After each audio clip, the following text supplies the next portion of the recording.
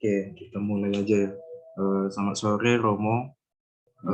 Pertama-tama kami berterima kasih telah menyediakan waktu atas untuk Zoom ini untuk kami berdiskusi dan mewawancarai. Mungkin kita bisa langsung saja ya Romo. Pertama itu saya ingin bertanya terkait dengan doktrin. Ada beberapa poin. Yang pertama itu kan di dalam Katolik itu mungkin atau yang di Kristenan itu ada namanya Allah Tritunggal atau Trinitas, yaitu Allah Bapa, Allah Putra, dan Allah Roh Kudus. Nah, menurut Romo ini bagaimana pemahaman Trinitas atau Allah yang Tritunggal itu dalam ajaran Katolik? Gitu. Ajaran Trinitas sebenarnya sudah cukup lama ya, sejak abad-abad awal, dari sekitar abad ketiga itu sudah ada. Dari Agustinus itu sudah jelas ya. Tapi itu sebenarnya terumus di dalam syahadat ya. Syahadat para rasul itu sendiri, syahadat kekatolikan itu sudah jelas bahwa aku percaya akan Roh Kudus. Ya, mulai dari aku percaya akan Allah Bapa yang Maha Kuasa pencipta langit dan bumi, dan akan Yesus Kristus dan seterusnya sampai kepada aku percaya akan Roh Kudus. Sebenarnya di situ kan lebih melihat bukan berarti bahwa Trinitas itu Allah itu tiga, ya, tapi Allah tetap tunggal. Dalam kekatolikan Allah itu esa, satu. Ya. Tapi bagaimana menghayati keesaan Allah itu tentu masing-masing agama juga punya penghayatannya sendiri-sendiri, dan juga tidak bisa, saya pun juga tidak akan masuk dalam ranah iman orang lain, itu yang paling utama. Jadi kalau kita baca kredo, apalagi kredo Nikea Konstantinopel yang dirumuskan sekitar 325, itu jelas Allah Bapa pencipta. Kemudian Allah penyelamat. Dan Allah pemelihara. Nah itu dipribadikan dalam Bapa, Putra, dan Roh Kudus. Nah kalau kita ditanya apakah siapa yang menciptakan alam semesta dan manusia, jawabannya jelas Allah. Ya. Siapa yang menyelamatkan manusia? Allah juga. Yang memelihara kehidupan sampai sekarang. Jadi peran Allah Bapa, Putra, dan Roh Kudus itu adalah satu. Ya.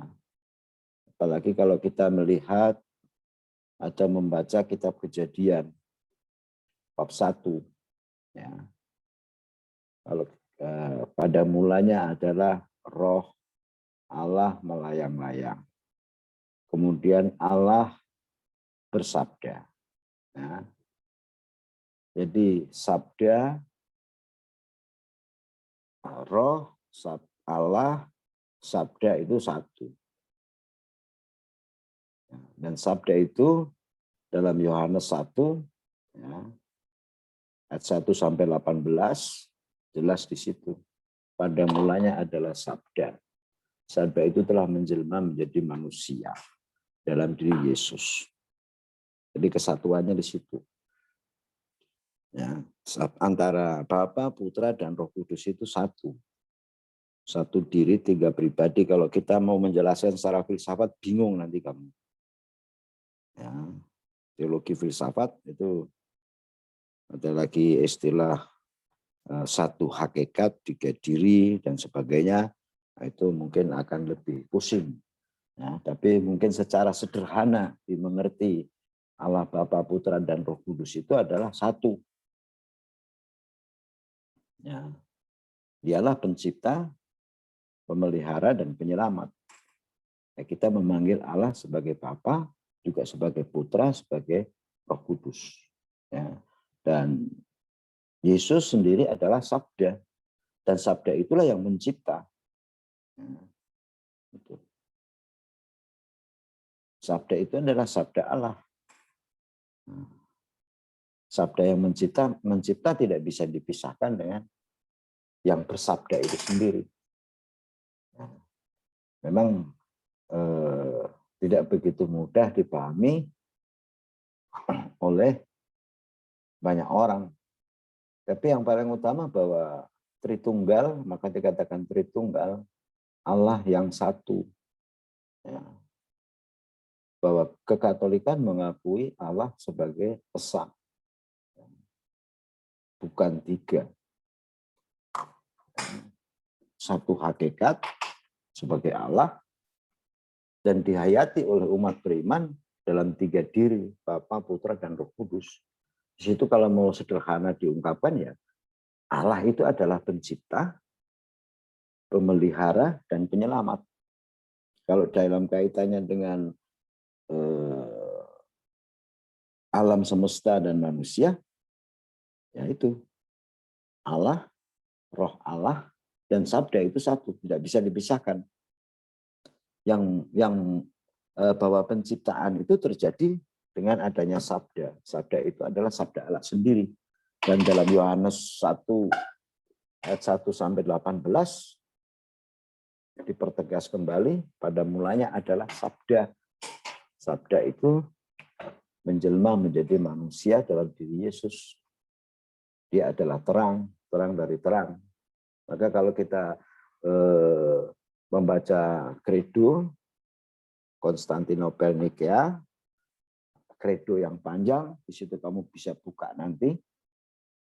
Nampak, aku percaya akan Allah Bapa yang Maha Kuasa, pencipta langit dan bumi.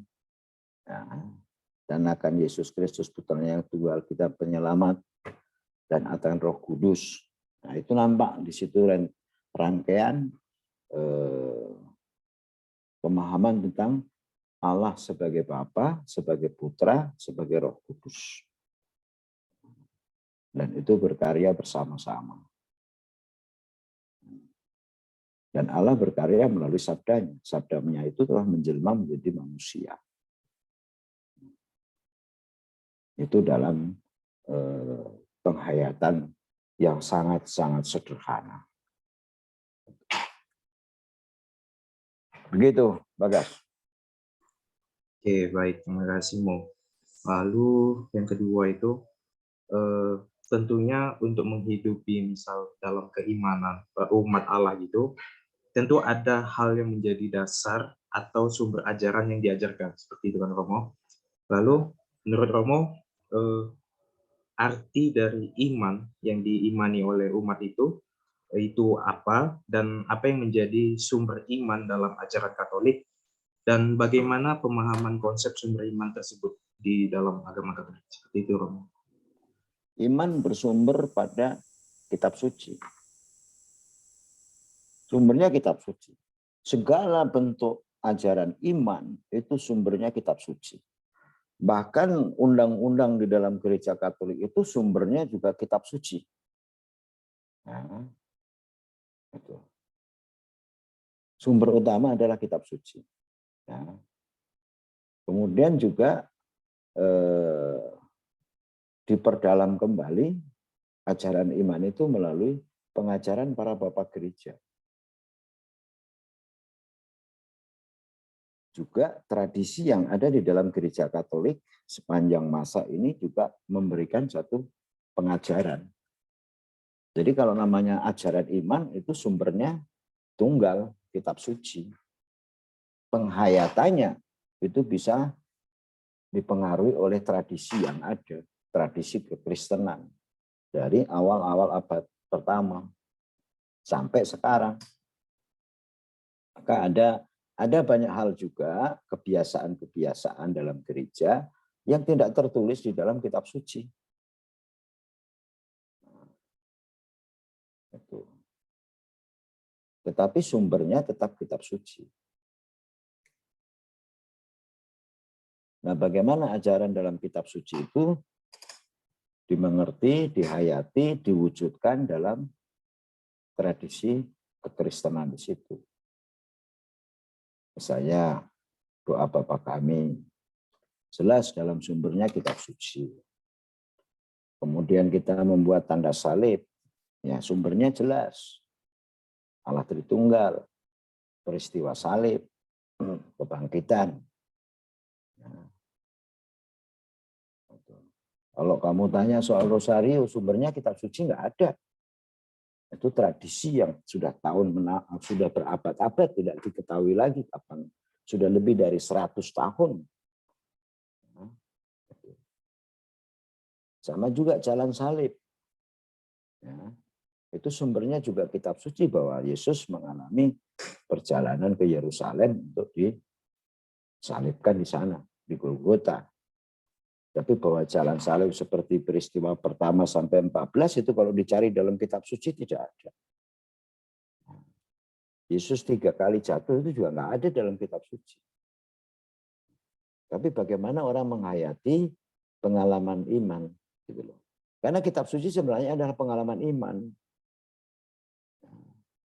Pengalaman bangsa terpilih juga gereja awal, umat Allah bersama dengan Allah. Jadi kitab suci juga tidak bisa dipisahkan dari kehidupan manusia.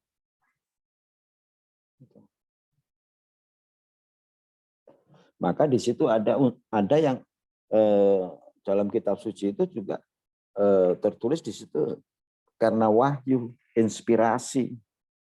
Ada inspirasi dari Allah sendiri melalui pewahyuan. Yang tentu soal wahyu ada banyak agama juga yang tidak mempunyai pemahaman yang sama tentang wahyu. Wahyu lebih dilihat campur tangan Allah di dalam diri penulis itu sendiri.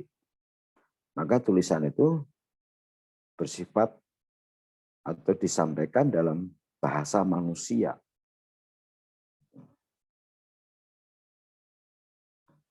Maka adalah istilah Allah itu transenden sekaligus juga imanen. Tak terjangkau, namun sekaligus juga dekat dengan manusia. Begitu. Oke, baik Mo. Lalu selanjutnya, kalau misal itu tentu setiap manusia dari yang kehidupan beriman itu tidak luput atau tidak jauh dari jatuhnya ke dalam dosa. Tentu dari dosa itu nanti akan bisa dibilang adanya keselamatan.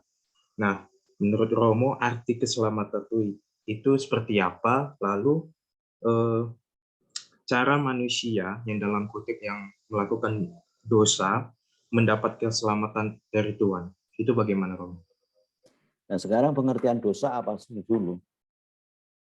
Kalian memahami dosa sebagai apa? Nah, kita harus berpangkal dari antara dosa dan keselamatan. Dosa sebenarnya adalah sesuatu kebaikan yang tidak ada. Nah, suatu kebenaran yang harusnya ada tetapi tidak ada. Jadi dosa itu adalah kekurangan. Kekurangan dari kebaikan, dari kebenaran, dari kejujuran. Ya, sesuatu yang harusnya ada tetapi tidak ada. Nah, itulah dosa sebenarnya.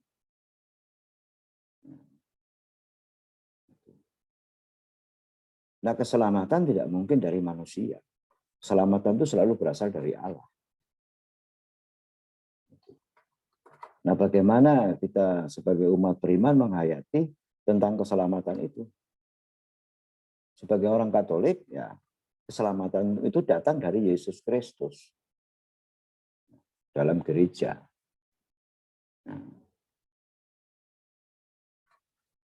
Nah, perbuatan-perbuatan baik yang kita lakukan, kebenaran-kebenaran, kejujuran yang kita lakukan, sebenarnya bukan melulu usaha manusia, tapi itu adalah buah dari iman. Jadi manusia sendiri tidak merasa berjasa untuk menyelamatkan dirinya sendiri. Bahwa perbuatan baik yang ada, perbuatan jujur yang ada, ya, kesalehan yang ada, itu adalah buah atau perwujudan dari iman kita. Iman akan kasih Tuhan. Bahwa Tuhan itu mengasihi kita lebih dahulu.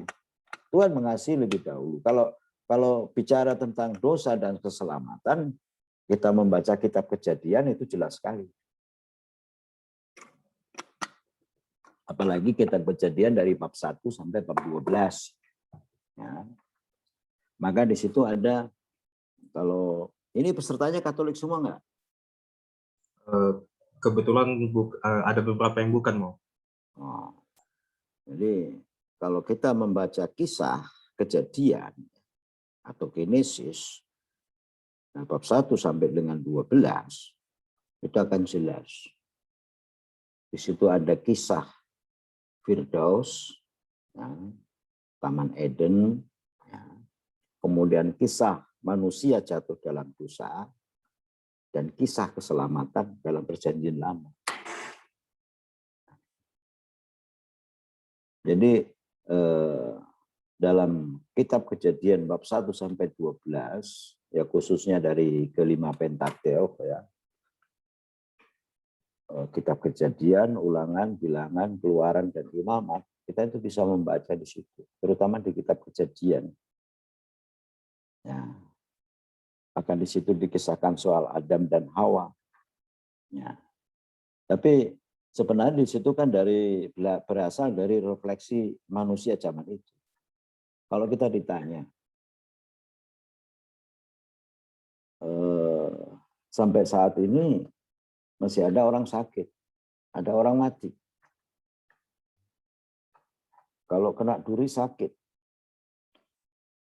seorang ibu yang melahirkan juga sakit. Ya, orang bekerja keluar keringat. Nah, intinya bahwa manusia itu susah, gitu. Nah, disitulah muncul satu refleksi. Betulkah Allah menciptakan manusia untuk sengsara, untuk susah? Kan di situ. Dan pertanyaan itu sampai sekarang masih relevan, ya. Nanti bisa Bagas dan teman baca di situ dalam kitab Kejadian itu bagaimana. Nah, maka disitulah muncul refleksi itu, memunculkan kisah penciptaan. Nah, kisah penciptaan bahwa manusia itu pada awalnya diciptakan dalam suasana Eden, Firdaus, bahagia, ya, tidak mengenal dosa dan sebagainya. Nah, manusia akhirnya sengsara karena siapa? Manusia sendiri yang membuat sengsara. Maka di situ ada kisah tentang manusia jatuh dalam dosa. Nah, dan itu terjadi karena ketidaktaatan, ketidaksetiaan manusia kepada Sang Pencipta itu sendiri. Kalau bahasa kasarnya mau dikatakan, manusia ingin menyamai Sang Penciptanya tentang kebaikan dan kebenaran. Maka di situ dikatakan buah terlarang yang membuat orang tahu tentang kebenaran, tentang kebaikan. Maka jelas sesuatu yang tidak mungkin bahwa ciptaan itu akan menyamai Sang Pencipta. Nah, disitulah sebenarnya letak awal dari dosa. Nah, maka seringkali juga dalam kehidupan manusia itu, dalam iman kekristenan, di dalam gereja Katolik itu ada yang namanya dosa asal. Dosa asal itu bukan dosa yang diturunkan, bukan dosanya Adam dan Hawa, kakek nenek saya, bukan. Dosa asal itu adalah sekarang ini dalam bentuk kecenderungan. Kecenderungan manusia untuk berbuat salah, untuk berbuat tidak baik, tidak benar, berbuat jahat. Nah, kecenderungan itulah yang disebut dosa asal. Jadi bukan dosa warisan, tapi bahwa manusia mempunyai kecenderungan untuk berbuat jahat. Nah, itu. Maka dalam dunia ini manusia menjalani masa yaitu yang namanya pemulihan. Dan dalam kitab suci juga kita kalau membaca dari awal kitab Kejadian, ya, setelah manusia jatuh dalam dosa, termasuk di situ ada Nabi Nuh, Nabi Musa, Nabi Abraham dan sebagainya, Bapak Abraham. Ya. Bagaimana Allah selalu menyadarkan, mengingatkan manusia untuk bertobat. Nah, dan dalam iman kekatolikan, utusan terakhir itulah Yesus Kristus. Dan Yesus Kristus, Kristus itu sebenarnya juga gelar. Kalau gelar-gelar Yesus itu ada banyak sekali, lebih dari 50, termasuk Putra Manusia, Anak Allah, ya, Mesias, Al-Masih, itu gelar-gelar Yesus yang muncul dari penghayatan iman orang beriman Kristiani di situ. Nah, keselamatannya dari bagi umat Katolik, keselamatan itu berasal dari hidup, wafat, kebangkitan, dan kenaikan Yesus ke surga kembali. Jadi Allah menyelamatkan manusia melalui kehidupan manusia. Jadi penjelmaan atau inkarnasi, bukan reinkarnasi, tapi inkarnasi itu penjelmaan.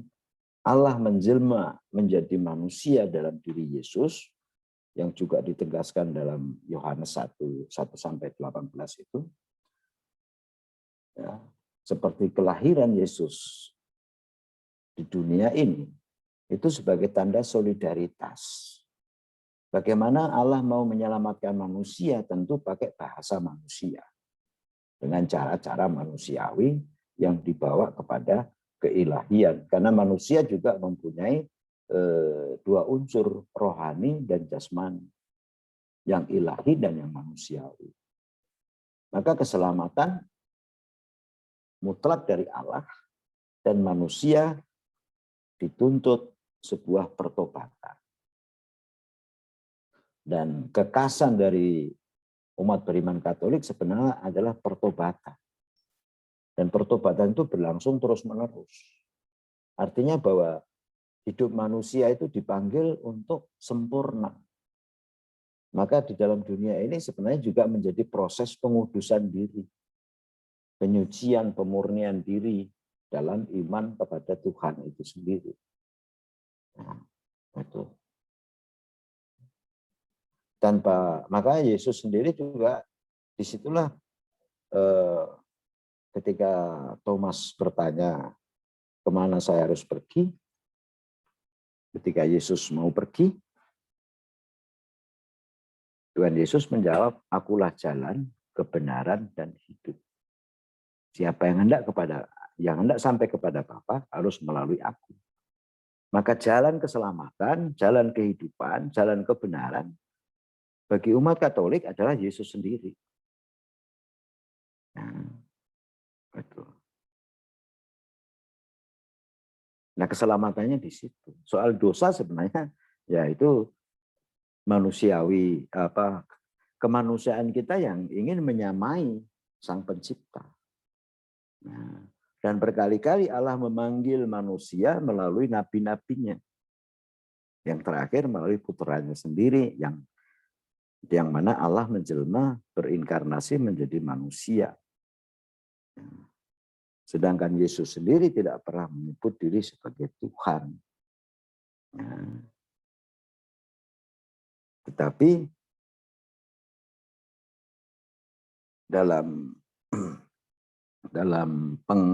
pengajaran iman akhirnya juga terumuskan bahwa Yesus itu adalah 100% Allah, 100% manusia. Nah, itulah Allah yang menjelma menjadi manusia. Nah, sehingga bahasa-bahasa, kalau zaman para nabi dikatakan Allah bersabda, Allah bersabda. Tapi dengan Yesus karena dia adalah sabda sendiri, maka dia mengatakan, aku bersabda. Aku berkata kepadamu. Itu kalau kita membaca Injil. Ya, itu. Dan Injil pun juga ditulis berdasarkan pada jemaat yang dituju. Ya. Injil itu tertulis yang paling pertama itu sekitar tahun 50-an. Ya, itu. Kalau perjanjian lama lebih pelik lagi. Itu perjanjian lama itu dulu dari tradisi lisan, kemudian tertulis. Tradisi tertulis pun baru mulai tahun 800 sebelum Masehi. Kemudian dikumpulkan, dikanonisasi menjadi buku-buku suci, kitab suci. Itu baru tahun 200 sesudah Masehi, itu kitab perjanjian lama. Perjanjian baru mulai tertulis di situ sekitar tahun 50. Yang terakhir tahun 100-an itu Injil Yohanes. Maka ya itu, bahwa dosa membawa kematian, Yesus datang membawa keselamatan. Dialah jalan kebenaran dan hidup. Jadi kalau orang Katolik yang pergi dari gereja Katolik lagi, itulah terkena Ecclesia Nulla Salus. Bahwa tidak ada keselamatan di dalam gereja. Apa di luar gereja tidak ada keselamatan. Itu. Gereja itu siapa? Gereja itu umat beriman. Jadi dalam keberimanan itulah umat Katolik mendapatkan keselamatan. Jadi bukan melulu jasa bahwa kita berbuat baik itu pasti masuk surga. Bukan jaminan juga. Karena perbuatan baik itu bukan usaha, tetapi itu buah. Ya, Allah terlebih dahulu mengasihi, maka dia ingin menyelamatkan manusia. Kasih Allah itulah yang melahirkan perbuatan-perbuatan baik dan kebenaran di dalam hidup manusia. Sehingga dalam hal keselamatan ini manusia tidak pernah merasa berjasa. Begitu, bro. Kalau tidak jelas, ya baguslah. Kalau kalian bingung, berarti kalian berpikir, itu aja. Nah. Oke, mau. Mungkin dari saya itu aja. Mau lanjut ke Dila mungkin.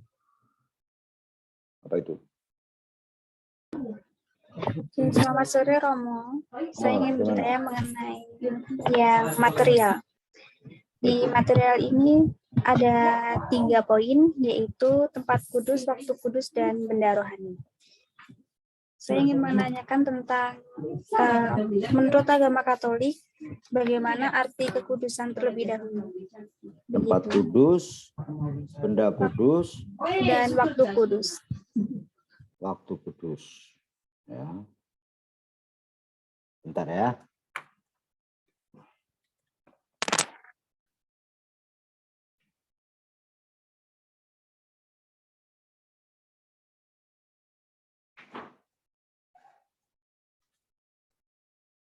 Gas, Romonya 1 pertanyaan lama kali, Cok. Mending ngimpulinnya. Aku juga gak nangkep.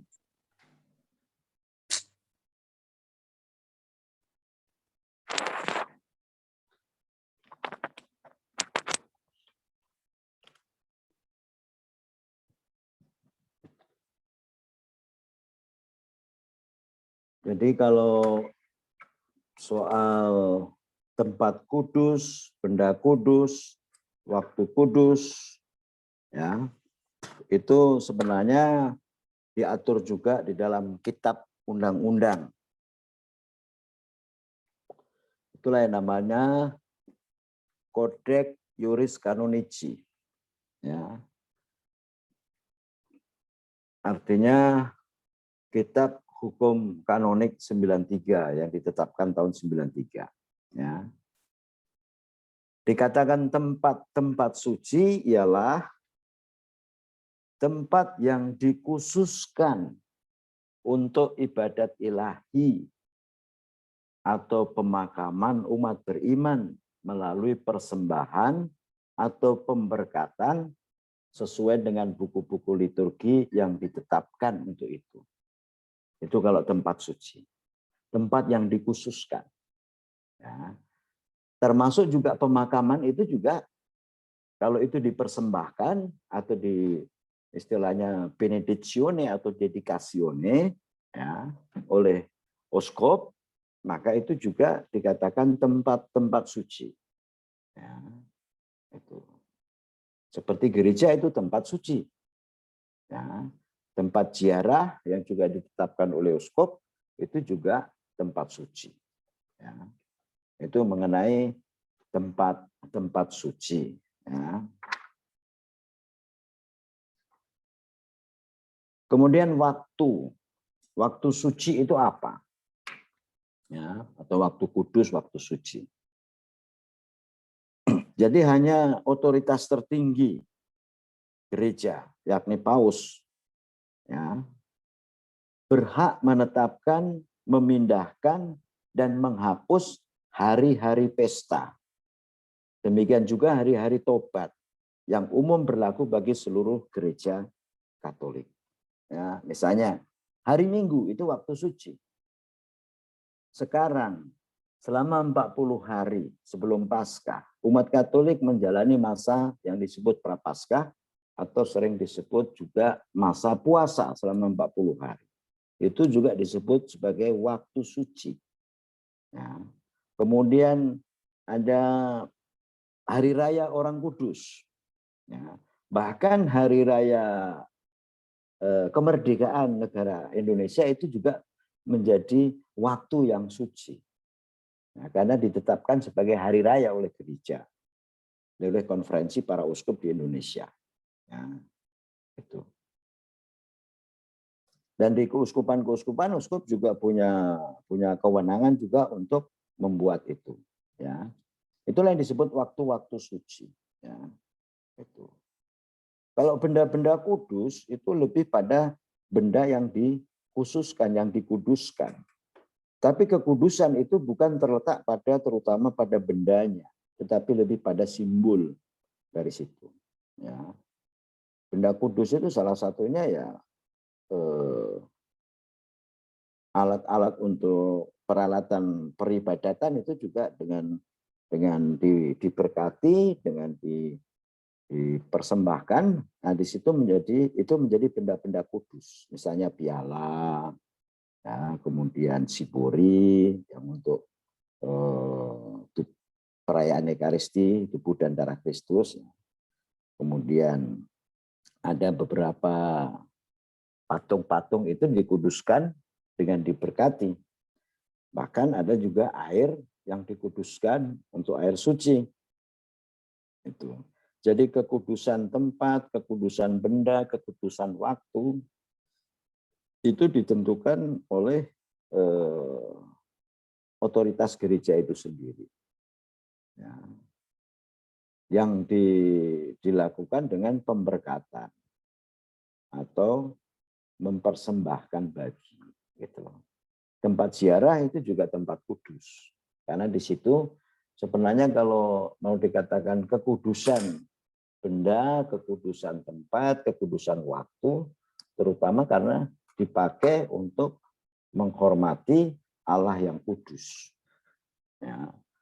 Maka dikatakan gereja dalam syahadat para rasul, aku percaya akan gereja Katolik yang kudus.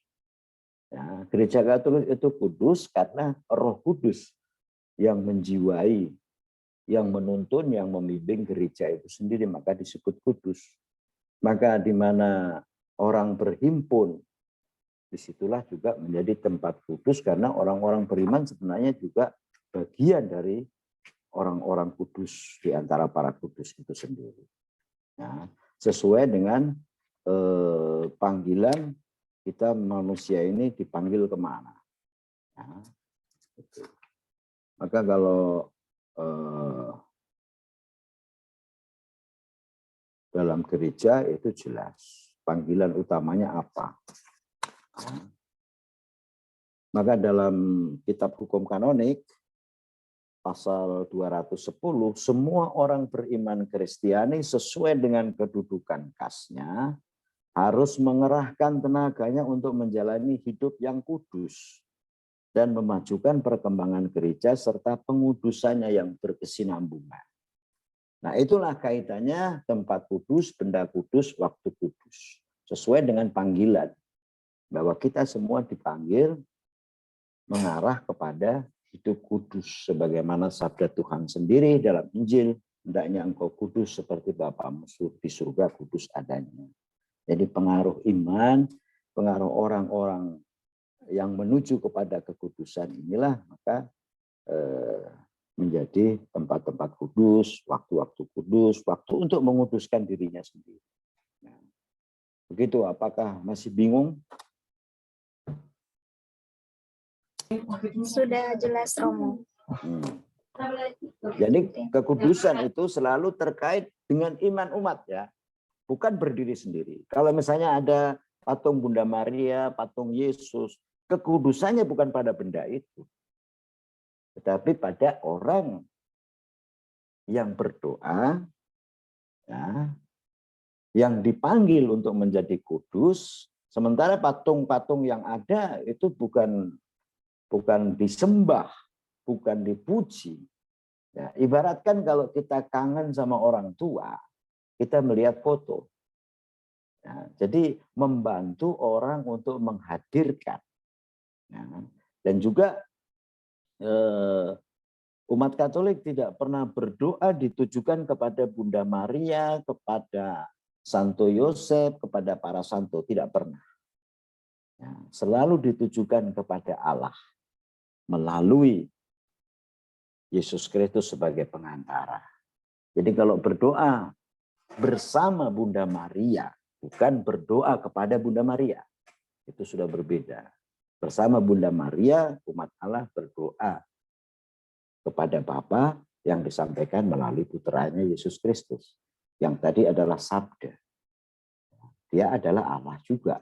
Allah disampaikan kepada Kristus, bukan kepada siapa-siapa. Ya. Cuman bahasa Indonesia kan kadang-kadang begitu sederhana, ya kan? Yang kadang-kadang bahasa kita ini juga untuk menerjemahkan bahasa-bahasa aslinya juga tidak selalu pas. Karena bahasa kita sebenarnya bahasa Indonesia itu termasuk bahasa yang mudah. Kalau bahasa Aram, bahasa Ibrani, bahasa Yunani, bahasa Arab, bahasa Sanskerta, ya, itu termasuk bahasa-bahasa yang tua. Bahasa Latin, ya, itu juga bahasa yang tua. Gitu. Sementara bahasa kita itu masih termasuk golongan bahasa muda. Maka beberapa terjemahan-terjemahan seringkali juga tidak pas persis sama, tapi kurang lebih ya mendekati begitulah. Begitu, kawan. Oke. Untuk pertanyaan yang kedua, dalam agama Katolik terdapat perayaan Ekaristi yang sering dilakukan setiap minggunya. Mengapa perayaan Ekaristi tersebut dilakukan setiap minggunya ya, Romo? Ekaristi sebenarnya bukan hanya setiap minggu, bahkan setiap hari. Ya, setiap hari Ekaristi. Ya. Saya di sini setiap hari merayakan Ekaristi. Dan ada umat yang hadir, yang wajib bagi umat sebenarnya hari Minggu. Ya. Hari Minggu ini juga dalam kaitannya dengan hari Sabat. Ya. Kalau Sabat orang Yahudi, ya, agama Yahudi, itu adalah hari Sabtu. Ya, hari Sabtu. Maka pada hari Sabtu, bagi orang Yahudi, agama Yahudi ya, bukan orang Yahudi, bagi agama Yahudi, itu tidak boleh bekerja. Ya, maka di situ sering terjadi pertentangan antara orang Farisi, orang Saduki, ya, dengan Yesus sendiri. Ya. Nah, hari Minggu sebenarnya dikaitkan dengan hari kebangkitan. Yesus wafat hari Jumat, jadi penghitungan hari, jam bukan mengikuti perhitungan kalender Masehi. Ya. Karena hari berganti itu mulai jam 6 sore. Maka kalau Jumat jam 3 Yesus wafat, itu hari pertama. Nah, kemudian Jumat malam sesudah lewat jam 1, nah, itu hari kedua. Nah, kemudian hari Minggu itu hari ketiga. Ini dikaitkan dengan hari kebangkitan Kristus. Ya, kebangkitan Kristus, karya penyelamatan, keselamatan. Jadi hari Minggu juga merupakan hari perayaan keselamatan. Perayaan keselamatan melalui Yesus Kristus dalam kurban salib. Ya. Nah, dalam Ekaristi sebenarnya di situ kalau di dalam kekristenan ya itu ada bermacam-macam versi ya. Misalnya dari Protestan itu pasti berbeda. Ya. Kamu Protestan atau Katolik? Saya Protestan. Ya, ya. Dari Protestan itu sampai pada titik kenangan. Ya. Maka setelah perayaan tidak ada ya istilahnya materinya dalam agama Protestan itu roti apa saja bisa. Ya. Kamu sudah menerima perjamuan kudus? Atau belum? Sudah setiap awal bulan. Nah, rotinya roti apa? Kenapa Romo? Rotinya roti apa? Hosti, tapi ada ayatnya di dalam roti tersebut. Nah, itu. Kamu GBIB atau? Iya, GBIB. Ya, kalau GBIB memang memakai bentuk hosti. Ya. Kalau HKBP ataupun HKI dan sebagainya itu biasanya roti biasa. Bisa roti tawar yang sudah ada ragi. Kemudian anggurnya, anggur apa? Kalau untuk anggurnya nggak tahu, tapi biasanya di dalam cup kecil sudah disediakan. Nah, itu.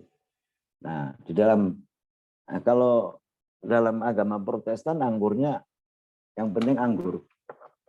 Roti bahkan roti apa saja bisa. Ya. Dalam gereja Katolik tidak bisa. Rotinya harus roti dari gandum tak beragi. Nah, mau bentuknya seperti apa nggak masalah. Tapi roti tidak beragi.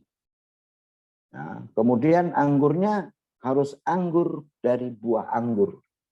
Tidak bisa anggur dari buah pepaya. Atau anggur figur, atau anggur malaga, dan sebagainya itu tidak bisa. Hanya anggur yang terbuat dari buah anggur. Ya, itu. Ya. Itu materinya. Itulah yang namanya materia remoto. Ya. Materi dalam materinya sendiri. Ya, sebagai bahan dasarnya. Nah, kemudian dalam hal materi ini ada dua kategori, dua istilah. Satu, materia remoto dan materia proximo. Nah, kapan terjadi perubahan dalam iman ya, perubahan roti dan anggur menjadi tubuh dan darah Kristus. Disitulah saat yang namanya konsekrasi, ya, pengudusan. Ketika imam mengatakan agar menjadi tubuh dan darah Kristus. Dan kata-kata institusi, inilah tubuhku yang diserahkan bagimu. Ya, inilah piala, minum, terimalah dan minumlah, inilah piala darahku, darah perjanjian lama dan seterusnya. Jadi kata-kata yang diucapkan oleh seorang imam bersama dengan roti yang dipegang dan anggur di dalam piala itu, disitulah terjadi perubahan. Itulah yang namanya epiklesia. Ya, memohon turunnya Roh Kudus. Jadi yang mengubah roti dan anggur menjadi tubuh dan darah Kristus bukan imam, tapi Allah sendiri. Itu, ya. Istilahnya kehadiran dalam gereja Katolik, Ekaristi itu adalah kehadiran nyata Tuhan dalam rupa roti dan anggur. Ya, itu. Maka setelah perayaan Ekaristi, kalau ada lebih, hosti yang sudah diberkati itu disimpan. Itulah yang namanya tabernakel. Nah, tabernakel itu juga tempat kudus. Karena menyimpan sakramen Maha Kudus. Tubuh dan darah Kristus itu. Ya. Nah, di dalam gereja Katolik, dalam kelompok kecil, dalam saat-saat khusus, misalnya saat komuni pertama, ya, ataupun dalam kelompok kecil, kadang juga dibagikan 2 rupa. Nah, tapi dalam kelompok besar, gereja yang besar, itu hanya diberikan 1 rupa. Nah, kenapa? Ya, itu. Kalau dalam Protestan kan selalu 2 rupa. Ya kan? Dalam gereja Katolik itu 1 rupa. Ya. Bahwa di dalam doa konsekrasi itu sendiri untuk pengubahan roti dan anggur menjadi tubuh dan darah Kristus, itu kalau kamu pernah ikut, kalau yang Katolik mungkin tahu, ada saatnya imam mencampurkan hosti yang sudah dikuduskan itu ke dalam anggur atau darah Kristus.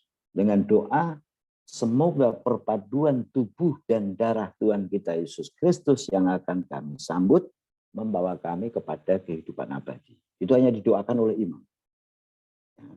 Artinya, ketika orang menyambut tubuh Kristus, sekaligus juga menyambut darah Kristus di dalam tubuh itu. Begitu. Ya.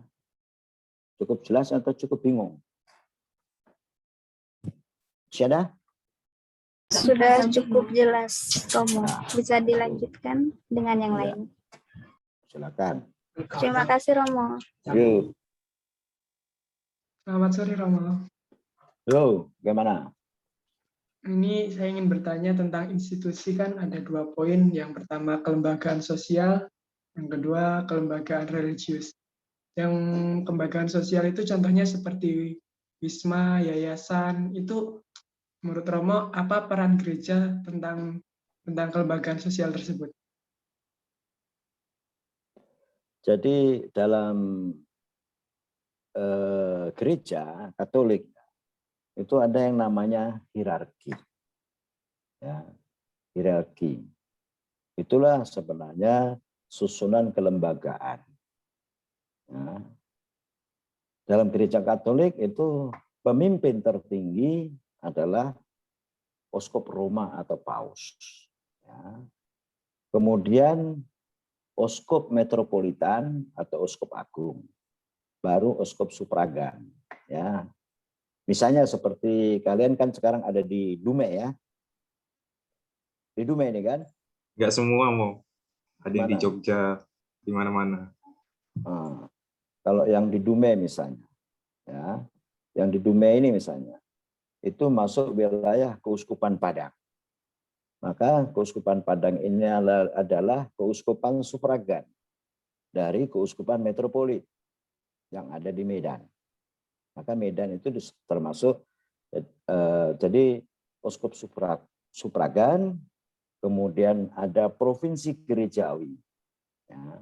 Provinsi Gerejawi itu satu uskup metropolitan, di mana uskupnya mendapat gelar Uskup Agung, dan itu membawai beberapa keuskupan supragan. Misalnya di Dume itu masuk Keuskupan Padang, ada di Provinsi Gerejawi Medan. Ya, di situ ada Uskup Agung. Ya. Dari Uskup Agung ini langsung ke Uskup ke Roma. Ya, itu Uskup Agung juga di Roma, yaitu Paus. Ya, kalau di Semarang itu Keuskupan Metropolit. Itulah yang juga disebut Keuskupan Agung karena Uskup Metropolit itu mendapat gelar Uskup Agung. Maka sufragannya itu Semarang, sufragannya adalah Surabaya dan Purwokerto serta Malang. Ya, itu. Dikatakan keuskupan sufragan karena dia uskupnya itu mempunyai hak suara deliberatif, ya, bukan konsultatif, apabila ada konsili partikular yang diadakan oleh Provinsi Gerejawi. Nah, kemudian di atas Provinsi Gerejawi itu ada regio. Ya. Nah, di Sumatera itu sekarang ada 2 regio. Ada 1 regio, yaitu Regio Sumatera, terdiri dari Provinsi Gerejawi Medan dan Provinsi Gerejawi Palembang. Kalau di Jawa, di situ Provinsi Gerejawi ada 2 juga. 2. 1 Provinsi Gerejawi Jakarta, kemudian Provinsi Gerejawi Semarang. Dan itu bergabung menjadi 1 regio. Nah, di Indonesia itulah konferensi para uskup. se-Indonesia. Ya. Kemudian ada konferensi se-Asia, kemudian mulai dari Asia Tenggara, Asia, FABC itu konferensi para uskup se-Asia, ya. Federation Konferensi Bishop of Asia di situ ya. Nah, kemudian ini sebagai struktur organisasi, ya. Tetapi masing-masing uskup itu bertanggung jawab kepada paus. Masing-masing uskup berdiri sendiri. Demikian juga di konferensi wali gereja atau konferensi para uskup di Indonesia itu yang disingkat dengan KWI. Ketua KWI juga tidak bisa mengatur masing-masing uskup. Masing-masing uskup punya otoritasnya di keuskupan masing-masing. Itu. Jadi dikatakan konferensi artinya itu kerjasama dalam bidang pastoral, sosial, dan karya. Itu dari segi susunan hierarki. Ya. Kemudian kalau soal sosial, itu sebenarnya kegiatan-kegiatan sosial itu masuk dalam bidang karya gereja. Jadi kehidupan gereja itu ada yang namanya liturgi, itu peribadatan, kemudian kerugma itu pewartaan, ya. Kemudian koinonia itu persekutuan, kemudian diakonia itu pelayanan, dan martiria itu kesaksian hidup. Ya. Itu sebenarnya 5 bidang dalam kehidupan gereja. Nah, karya sosial gereja itu lebih pada diakonia. Itulah pelayanan kepada masyarakat, ya, kepada umat beriman, juga kepada manusia, sesama manusia dimanapun berada. Ya. Itulah karya masuk dalam bidang diakonia, pelayanan. Ya. Jadi yayasan-yayasan itu adalah bagian saja. Bukan tujuan utama yayasan. Itu karena aturan dari pemerintah kita. Ya, dalam karya-karya itu supaya lebih secara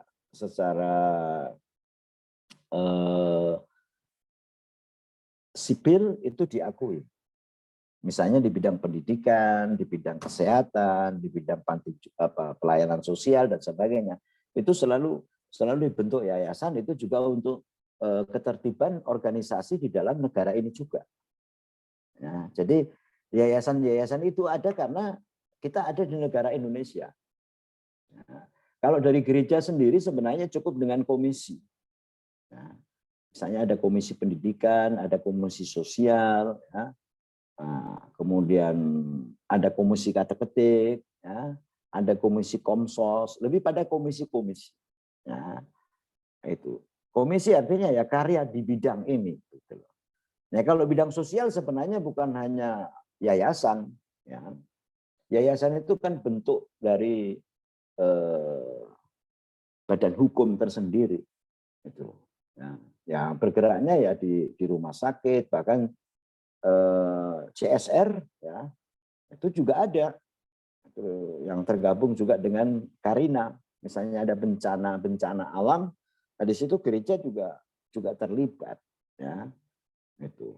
Bahkan CSR ini bukan hanya lingkup gereja Katolik, bekerja sama dengan semua agama. Gitu. Sebagai anak bangsa ini ya saling membantu demi pembangunan. Seperti gempa bumi, tsunami di Aceh, sekarang ini di Pasaman, ya, kemudian banjir di Maluku kemarin, ya, di Jakarta dan sebagainya. Itu bekerja sama dengan anak bangsa ini dalam karya sosial, penanggulangan bencana, korban-korban bencana dan sebagainya. Tentu gereja tidak mungkin bekerja sendiri. Pasti bersama-sama. Karena mereka juga sering berkumpul, baik itu dari kalangan Islam, kalangan Protestan, kalangan Hindu, Buddha dan sebagainya, itu bersama-sama. Untuk sebagai satu anak bangsa. Sama di sini kemarin waktu gempa bumi juga sama. Bukan hanya dari kita, bukan hanya menolong orang yang seiman, seagama, bukan. Karena sosial itu lebih kepada kemanusiaan. Ya, kemanusiaan kita ini sama-sama ciptaan Tuhan. Ya, jadi dalam hal karya sosial, dalam hal karya pendidikan, dalam menolong orang yang sedang tertimpa bencana, kita tidak boleh membeda-bedakan. Tetap sama. Hanya mungkin jalurnya melalui. Nah, itu saja.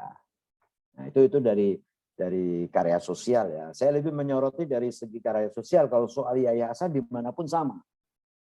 Ya, di Nahdlatul Ulama, di Muhammadiyah, di Protestan, di Katolik, ya, itu di Hindu, Dharma dan sebagainya, Buddha, itu semua yayasan itu mengikuti aturan yang ada di dalam negeri kita. Kalau soal yayasan sama semua itu. Nah, itu. Cuman masing-masing yayasan pasti punya misi dan visi. Nah, dasarnya pasti sama. Pancasila dan Undang-Undang Dasar 45 itu semua sama. Nah, gerakannya, kekhususannya di mana, sumber dananya bagaimana, ya mungkin itu yang berbeda itu aja. Tapi kalau gerakan yayasan rata-rata hampir sama semua. Karena aturannya sama. Jadi itu sebagai bentuk wujud pelaksanaan karya melalui yayasan. Itu yang terjadi. Karya-karya sosial itu bisa dilakukan dengan yayasan. Tapi kalau di dalam gereja Katolik sendiri cukup komisi. Komisi sosial, PSE, juga pemberdayaan umat, ya. Kemudian soal air bersih dan sebagainya itu semua ada. Ya. Bahwa dalam gereja Katolik tidak pernah berjalan sendiri, selalu bersama-sama dengan anak bangsa yang lain. Itu. Ya. Tidak eksklusif. Nah, itu. Karena menolong orang kan tidak boleh membeda-bedakan. Semua manusia sama-sama ciptaan Tuhan. Kita mempunyai kebangsaan yang sama, bangsa Indonesia itu juga yang harus dijaga. Sama juga negeri ini juga didirikan oleh anak-anak bangsa waktu itu. Begitu, mungkin kurang menjelaskan, saya tidak tahu. Baik, terima kasih Romo atas penjelasannya. Mungkin pertanyaan yang lain bisa dilanjutkan oleh teman saya. Kamu di mana nih, Dume? Di apa namanya, di Jogja, Romo. Oh, di Jogja. Kuliah di mana? Sanata Dharma. Oh, ya. Oke. Yang lain? Saya Romo. Hmm. Di sini saya mau nanya. Baik, Jadi Romo. Oh, salah. Sorry. Siapa yang mau ngomong nih? Alfiana dulu, Romo. Alfiana. Mana si Alfiana?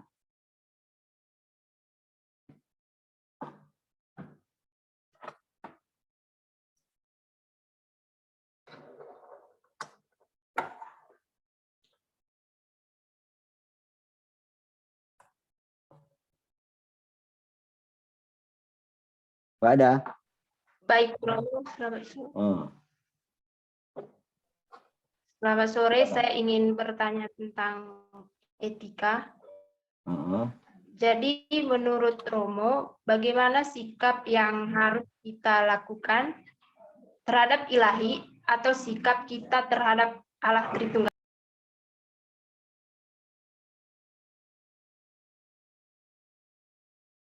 Baik. Saya rasa kalau bicara soal etika, dengan sikap kita terhadap Tuhan ini agak-agak berbeda nuansanya ya. Kalau etika itu lebih pada bagaimana manusia hidup bersama dengan orang lain, dengan adat istiadat yang ada, budaya yang ada. Nah, sikap terhadap Allah sebenarnya terletak pada batin kita masing-masing, sikap dasar. Ya, saya yakin bahwa semua agama juga mempunyai sikap dasar terhadap Allah seperti apa.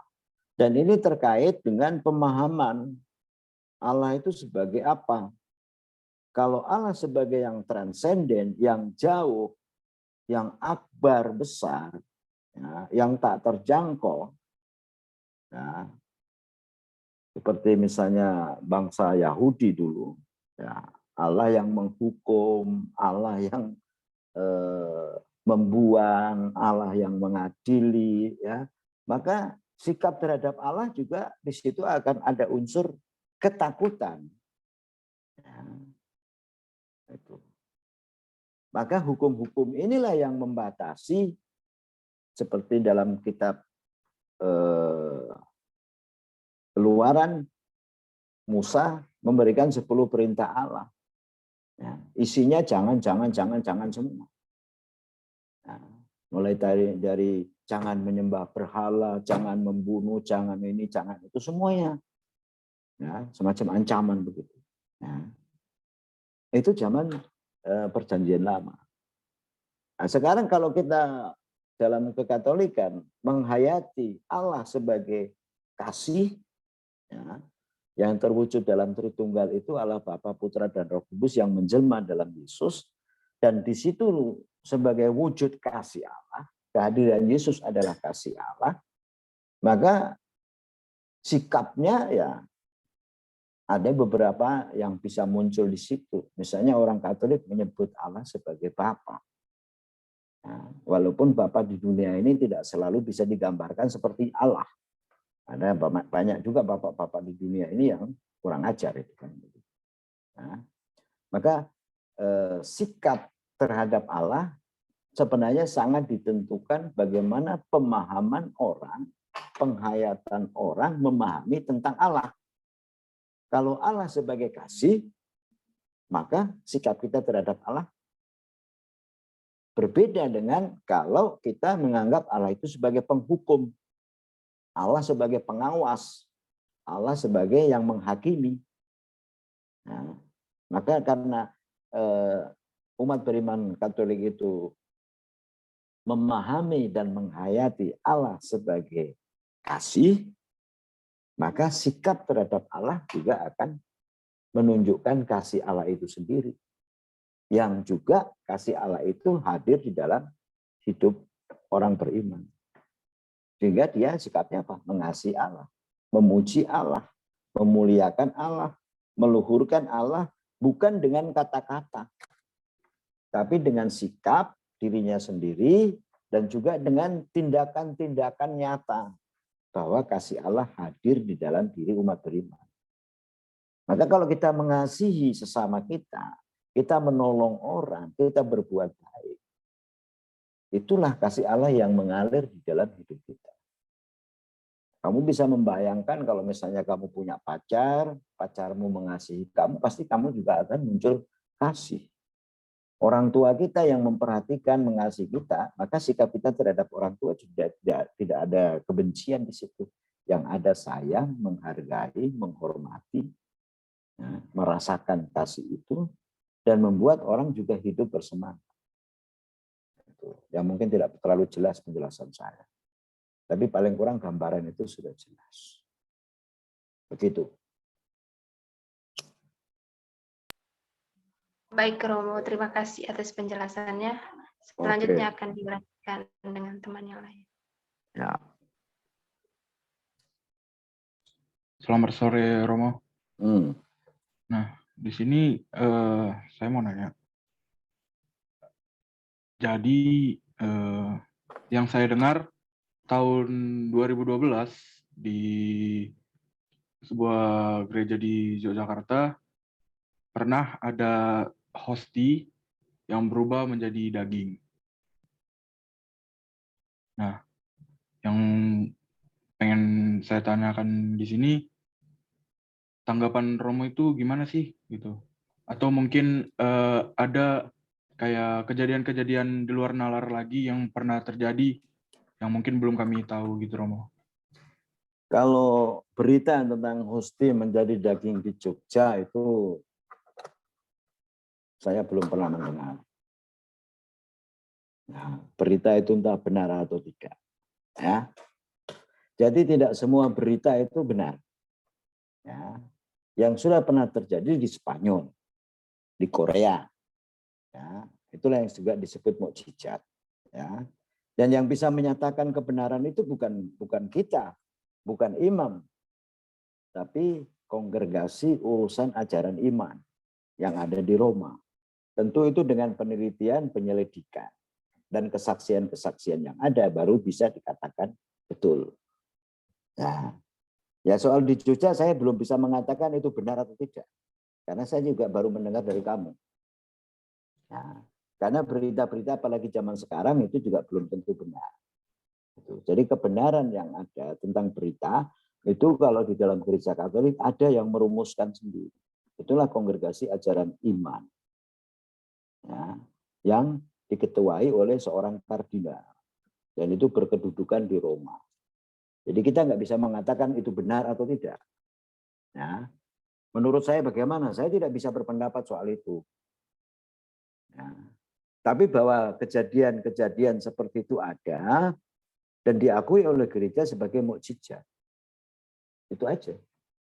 Nah, mukjizat itu ya lebih pada penghayatan orang beriman bahwa ada satu kejadian di mana Allah campur tangan secara nyata. Itu, ya. Tapi kalau soal hosti di Jogja jadi daging itu belum saya dengar itu. Kalau memang betul ada, saya sudah dengar itu. Ya. Sama juga kejadian di Sendang Sono. Kamu di posisi di mana sekarang? Di Jogja, Romo. Nah, itu. Mungkin tahun 90-an kamu pernah dengar katanya Bunda Maria menampakkan diri di Sendang Sono ya. Ternyata itu setelah diselidiki rupanya ada permainan ya, dari kelompok tertentu yang memakai sinar laser. Dan di situ kuncinya jelas. Nah, orang yang memberikan pengantar itu ketika banyak orang di situ berziarah, dia mengatakan Bunda Maria tidak menampakkan diri karena takut, karena di sini banyak setan. Padahal dalam simbol Bunda Maria itu menginjak kepala ular. Simbol penaklukan Bunda Maria kepada setan. Nah, itu kan sudah nggak sesuai dengan iman. Gitu loh. Setelah diselidiki ternyata memang permainan sinar laser. Itu sempat heboh dulu tuh tahun 90-an. Ya. Saya nggak tahu kau sudah lahir belum? Belum. Ya. Nah itu. Ya, jadi soal berita-berita mukjizat tentang penampakan dan sebagainya itu yang bisa menyatakan benar adanya itu dari kongregasi ajaran iman. Dan itu di Roma sana. Dan itu pun melalui penyelidikan yang tidak sebentar, cukup lama. Jadi kalau dikatakan mukjizat, yang mungkin ya kita masih yakin bahwa sampai saat ini Allah masih membuat mukjizat. Ya. Mukjizat artinya kan sebenarnya Allah campur tangan di dalam peristiwa, ya, dalam peristiwa hidup manusia. Bahkan hidupmu itu juga sebuah mukjizat sebenarnya. Aku tidur kok bisa bangun, itu kan mukjizat itu. Karena ada yang tidur nggak bisa bangun, itu masalahnya. Ya kan? Gitu. Kalau orang tidak bernapas, kok bisa mati gitu. Nah, kalau ditanya kenapa orang mati, karena lupa tarik napas. Gitu. Tidak ada menarik napas terakhir, yang ada mengembuskan napas terakhir. Bahwa hidup kita ini sebenarnya kalau mau dihayati bahwa Tuhan juga campur tangan dalam hidup kita. Ya. Keberadaan kita di dunia ini sendiri, proses menuju pada kelahiran itu pun juga luar biasa sebenarnya.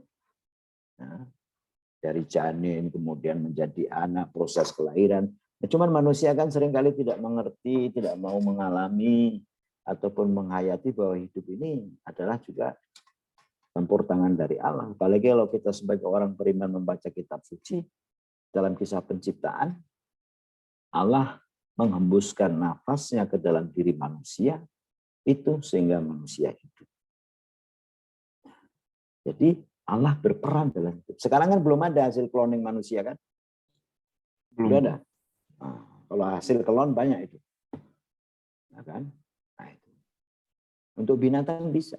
Maka di dalam diri manusia itu ada jiwa, badan, dan roh.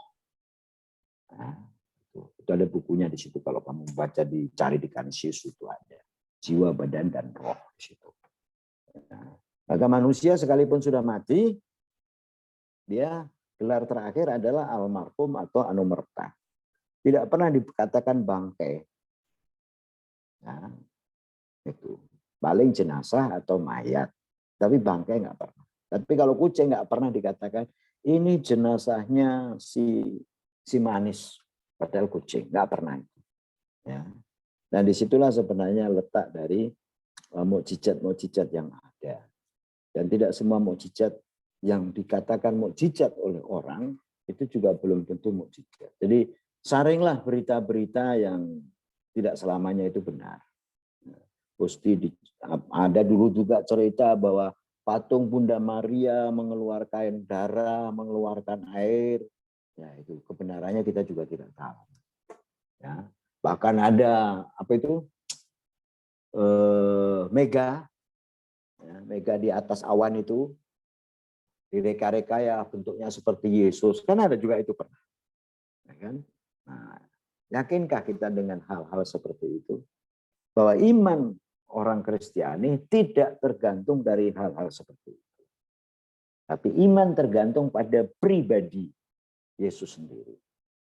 Nah, kitab suci membantu untuk makin beriman. Jadi kalau misalnya kitab suci dibakar, ya ngapain kita marah? Kitab suci itu sarana untuk mengenal Allah. Iman kita bukan pada kitab suci yang perlu kita dengar. Iman Katolik kan bukan iman kitab, tapi iman pada pribadi. Nah, untuk mengenal pribadi Yesus, disitulah dituliskan dalam kitab suci. Untuk mengenal Allah, kita mengimani, kita yakin yang menyelamatkan kitab suci atau Allah. Coba. Kalau kamu melihat yang menyelamatkan kamu Allah atau kitab suci? Allah, Romo. Allah. Nah, kalau kitab suci dibakar, kita perlu marah. Ya nggak perlu. Semua yang tertulis sudah kita baca kok. Nah, itu. Makanya di situ yang sering terjadi ada hal seperti itu, kita tidak terlalu pusing dengan itu. Karena iman kita kepada Allah, bukan kepada kitab suci. Tapi untuk semakin mengenal dan menghayati bagaimana Allah mencintai manusia, bacalah kitab suci. Kalau kitab suci sudah dikuasai, sudah dibaca, kan sudah tinggal di situ pemahaman tentang Allah itu sendiri. Begitu, Bro. Baik, terima kasih Romo. Yo. Ini dilanjut sama teman yang lain lagi loh, Romo. Sore Romo. Yup. Ini siapa ini? Kevin Romo. Kevin dari mana? Dari Brebes Romo. Jadi sekarang tinggal di Brebes Romo. Silakan. Muka-muka nggak banjir. Jadi aku akan bertanya tentang ritus dan upacara dalam gereja Romo. Jadi pertanyaannya, mengapa perayaan Ekaristi itu menjadi sumber dan puncak hidup Kristiani Romo? Ya, oke. Nah, itu dirumuskan dalam Konsili Vatikan Kedua. Mungkin kamu bisa, kalau ada nanti dokumen itu, konstitusi tentang liturgi atau Sacrosanctum Concilium artikel 10. Ya, bahwa Ekaristi adalah puncak dan sumber dalam kehidupan gereja dan juga kehidupan umat beriman. Artinya apa? Bahwa pusat hidup orang Katolik sebenarnya adalah di Ekaristi. Karena di situ tempat bersatunya seluruh umat beriman secara bersama-sama dan juga pusat bersatunya umat beriman secara pribadi bersama dengan Allah. Karena di dalam Ekaristi itu sendiri Allah hadir, kehadiran Allah, kebersatuan dengan Allah itu melalui beberapa kehadiran. Satu, Allah hadir dalam himpunan umat beriman yang ada di dalam gereja. Nah, dalam himpunan umat, persekutuan umat. Kemudian Allah juga hadir ketika sabda dibacakan. Ya. Allah hadir ketika umat melantunkan pujian. Disitulah bernyanyi. Ya. Allah hadir melalui perayaan itu sendiri. Dan Allah hadir secara nyata, diterima secara nyata dalam rupa roti dan anggur sebagai tubuh dan darah Kristus. Disitulah kesatuannya. Maka disitulah pusat sekaligus puncak di situ. Ya. Maka dalam perayaan Ekaristi itu seharusnya orang mempunyai disposisi, Ya, disposisi batin. Punya sikap batin. Bahwa saya ke gereja, berdoa bersama, merayakan Ekaristi bersama, itu untuk mengucap syukur atas berkat Tuhan selama 7 hari. Ya. Sekaligus saya menimba kembali kekuatan. Maka menimba kekuatan itu, kamu sendiri misalnya sudah lama tidak offline tapi online dalam perkuliahan. Kemudian ketemu dengan teman-teman secara offline. Kamu punya perasaan gembira? Punya Romo. Ya kan? Nah, demikian juga ketika kita sudah 1 minggu nggak pernah ketemu di dalam gereja, di situ kita merasa gembira. Ya. Kemudian dalam pembacaan kitab suci, ya, kemudian ada homili, dijelaskan tentang sikap-sikap iman, perilaku, moral, ajaran, dan sebagainya. Di situ ada peneguhan. Ya. Orang yang selama 1 minggu mungkin mengalami kesulitan atau tantangan, di situ mendapatkan kekuatan. Ya. Kemudian dalam doa bersama Tuhan juga hadir.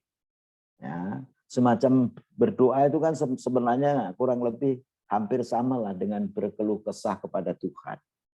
Tuhan mendengarkan. Ya. Kemudian secara nyata dalam rupa roti dan anggur, pasti tubuh dan darah Kristus, disitulah diterima kesatuan nyata Kristus dengan umat beriman.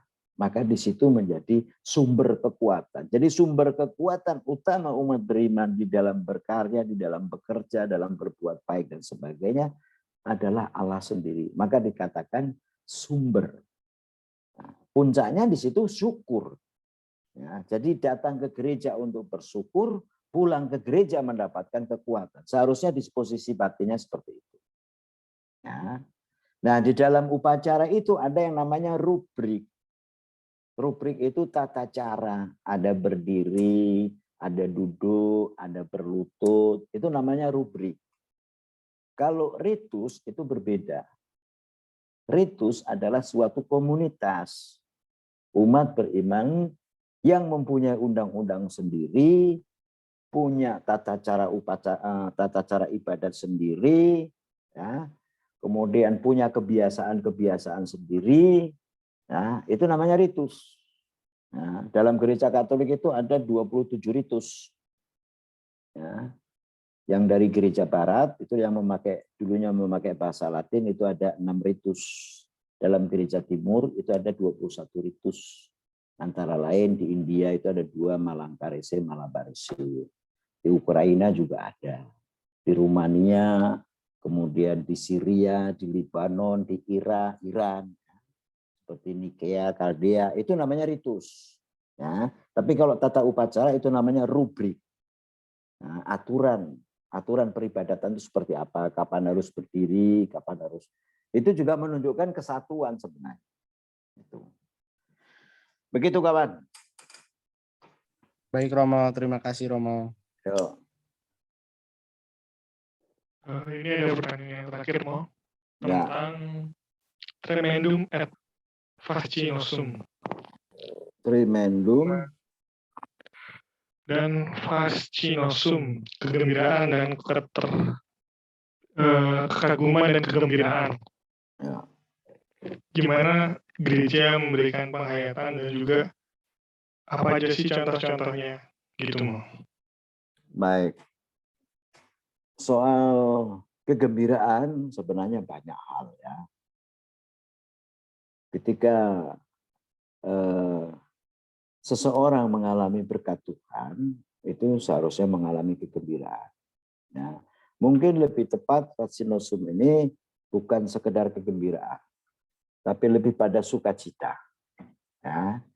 Karena orang yang sedang mengalami penderitaan bisa mengalami sukacita, tapi belum tentu gembira. Ya. Kalau kegembiraan itu sesaat. Ya. Kalau sukacita itu, orang bisa mengalami sukacita ketika orang menemukan makna dari peristiwa hidup. Nah, itu. Karena saya pun pernah mengalami seperti itu. Dengan umat juga. Dia ketabrak saya, dia malah bersyukur. diingatkan untuk pergi ke gereja. Yang selama ini nggak pernah ke gereja. Ya. Jadi bagaimana situasi, ya, tremendum itu kalau nggak salah semacam ketakutan. Nah, antara saya lupa ingat ini. Bahwa di dalam kehidupan manusia itu ada ketakutan sekaligus ada kegembiraan, ada kekhawatiran, dan ada pengharapan. Mungkin di situ lebih tepat, kekhawatiran dan pengharapan. Nah, dalam kehidupan manusia selalu itu dua itu ada. Nah, bagaimana kita menyikapi hidup ini sendiri? Nah, ketika seseorang itu bisa mengalami bahwa hidupnya itu ada campur tangan Allah, itulah yang disebut dengan providensia divina, ya, penyelenggaraan ilahi. Ya. Maka orang yang hidup berdasarkan penyelenggaraan ilahi, hidupnya akan lebih tenang, lebih damai. Ya, itu penyelenggaraan ilahi itu artinya Allah campur tangan dalam hidupku, suka maupun duka, ya, kegembiraan ataupun kesedihan, ya, perjuangan ataupun keberhasilan, di situ Allah terlibat di dalam kehidupan manusia. Sehingga manusia tidak akan pernah merasa takut, khawatir, tetapi selalu mengalami pengharapan. Ya, saya harap kalian sebagai mahasiswa dan mahasiswi juga agama apapun, ya, selalu ingat bahwa Allah itu ada bercampur melibatkan diri dalam kehidupan kita sehingga kita tidak pernah stres. Nah, kita tidak pernah khawatir ataupun takut. Percayalah, nah, pasti segala persoalan pasti ada jalan keluar. Nah, kesedihan pun pasti ada suatu saat kita juga mengalami kegembiraan ataupun semangat ataupun sukacita. Itu yang perlu ditekankan di dalam kehidupan sehari-hari sehingga kita tidak pernah merasa ditinggalkan. Ya. Termasuk perhatian orang tua, kasih orang tua, saudara-saudari, juga teman-temanmu yang bermacam-macam, ya, suku, bahasa, agama, itu sesuatu yang luar biasa. Sehingga semakin terbuka. Nah, saya yakin bahwa semua agama yang di Indonesia itu mengimani Tuhan yang satu dan sama. Cuman penghayatannya saja yang berbeda. Memangnya Tuhan orang Kristen beda dari orang Hindu, beda dari orang Buddha begitu. Nah, mereka juga mengakui Tuhan Allah itu satu. Jadi kalau mereka punya Tuhan masing-masing, berarti banyak dong Tuhan. Ya kan? Nah, disitulah bagaimana menghayati, bagaimana mengimani, itu saja yang perlu mendapat kekuatan. Ya. Maka kalau ada orang lain berkeyakinan, beragama lain, ya, kita harus menghargai. Menghargai dan menghormati. Kakek saya juga seorang Muslim. Ya. Ada saudara saya juga ada yang Protestan. Yang Hindu, Buddha, kawan juga banyak. Tapi ketika ketemu adalah nilai-nilai kebaikan, nilai-nilai ketuhanan yang bersifat objektif yang bisa didiskusikan bersama. Itu yang berlaku untuk semua di situ. Ya. Jadi soal trimendum dan fascinosum itu lebih mengajak umat beriman untuk menatap pengharapan. Pengharapan akan sukacita yang dalam bahasa manusiawi seringkali disebut sebagai kegembiraan. Tapi yang mendalam sebenarnya sukacita. Itu. Begitu kawan? Ya. Nanti kalau butuh data saya, nanti saya WA-kan kepada siapa? Si Bagas ya. Nanti bisa di-share-kan di situ. Ya. Oke. Saya kebetulan mau persiapan untuk mimpin misa jam 6. Saya bilang tadi 5:30 saya tidak bisa lanjut begitu. Ya, semoga kalian juga tetap semangat dalam perkuliahan. Jangan putus asa, kerjakan dengan baik semuanya. Ya. Perlu data saya nggak? Nanti ya mau. Nah, Nanti aja. datanya apa saja yang kamu apa nanti biar saya isi. Kalau kamu wawancara begini kan biasanya butuh data. Iya mau. Siapa, di mana, apa pekerjaannya, pengalaman, istilahnya kurikulum vitae-nya seperti apa kan di situ kan diperlukan. Ya, oke? Oke mau. Mungkin sudah cukup mau. Oke, Terima salam kasih untuk banyak. semua. Oke mau. Salam Terima untuk kasih banyak ya semua. mau. Sehat selalu. Izin dokumentasi boleh tidak? Apa itu? Izin Foto untuk mau, foto. dokumentasi. Foto. Foto saya jelek kok. Ya Allah. Gak apa-apa Romo untuk tugas. Oh, mau foto yang resmi atau foto yang tidak resmi? Tidak mau ini, maksudnya foto di Zoom-nya ini dulu. Untuk Oh. wawancara. Ya, Bukti. belum saya matikan. Oke mau. Oh iya. Terima kasih. Udah. Belum mau, sabar mau. 1, 2, 3. Udah mau. Oke, nanti kalau apa data-data kamu kirimkan saja apa saja yang harus kuisi, ya nama, pendidikan, pekerjaan kan biasanya ada di situ. Oke mau. Nah, kemudian apa saja yang sudah di pekerjaan apa saja yang apa kan karena cukup banyak pekerjaan saya ya.